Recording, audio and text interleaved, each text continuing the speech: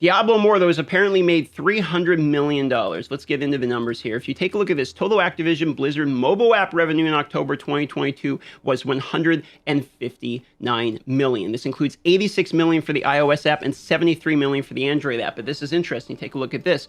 Total mobile app downloads has been 30 million. 7 million of those were iOS and 23 million were Android, meaning that the iOS users are on an average spending about $12, where the Android users are only spending $3 to $4. So you're getting about almost 4 times as much money out of the standard iOS user. Now, if you continue here, it says Activision Blizzard has a total of 224 apps, including 118 iOS and 106 Android apps, and their top grossing app last month was Candy Crush Saga. So even though Diablo Immortal is, what has been probably the worst received lashback from a monetization, the game that makes the more money is still basically kind of a Facebook meme game of like Candy Crush Saga. So if we continue this, let's keep looking. These guys over at Yahoo Finance, I think, are smoking some serious copium. If you look at this here and you scroll up, Morgan Stanley's Brian Newwick suggests Diablo Immortal could eventually have more than 200 million monthly active users. There is no way on God's green earth this game is going to 200 million active monthly users. Okay, I don't care. There's been 30 million downloads. We need 7 times the downloads that it's had, even including the fact that like 15 million of those were pre-registers before the game. I think it was actually like 20 million was pre-registered before the game even launched. I do not believe we're going to see 200 million monthly users. I especially think this Yahoo Finance is full of it, because if you look at this, could generate annual earnings of 2.52 a share. Right here, it says it could bump the price of the 12-month street high of the stocks all the way to $100.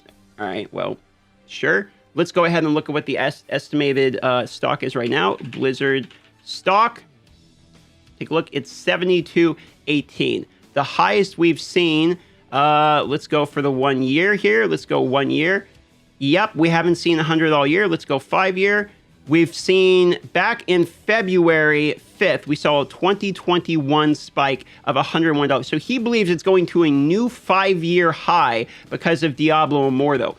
I don't know if I buy that one. I will say a couple of things, which is that we don't actually get to see the ad revenue generated, or not ad revenue, the in-game revenue, like from purchases generated off Battle.net. That's their own internal data, where the reason we get to see the data off the iOS and Apple apps is though, like Apple reports the revenue, Android reports the revenue. So we get to pull it from those type of sources. Battle.net, we don't know. Because if you actually look at the data here and you take a look, it says revenue generated last 5 months. So when we're talking about total Activision revenue here, we're actually talking about mobile app revenue since October 22nd, 159 million. That's the total. They say it a little weird. They say in October, 159 million was not made just in October. That is the total as of then. And they are stating that they believe the game could contribute annual revenue of 300 million after it rolls out, and should expand the franchise's audience. So in order to be able to continue to do 300 million per year, let's do some very quick maths on this one. I'm just going to pull my calculator out. 300 divided by 12, okay?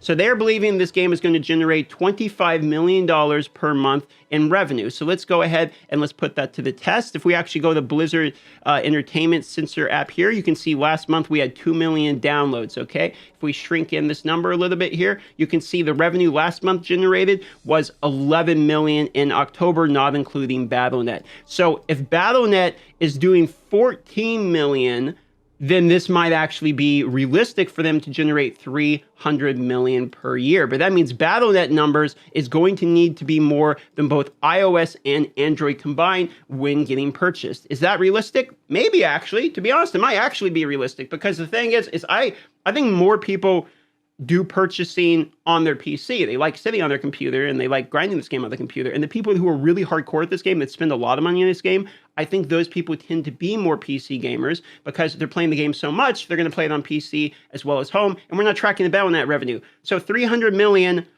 a year, that could be more accurate. 200 million active players, that one you're losing me a little bit on. What's interesting here is it's actually getting stated that they think that Blizzard's going to continue to grow in the mobile space. If you look here in the same interview for Yahoo Finance, we expect Activision Blizzard to outpace its peers with in-game monetization. That's probably true, and expect dramatic growth in its mobile business as it launches new titles based upon its successful PC and console games, Wood Bush wrote.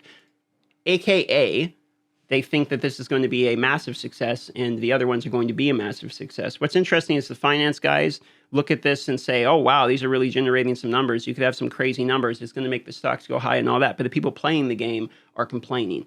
So there's a disconnect between the people who only look at the money and the people that play the games. What does that tell us about the gaming industry nowadays?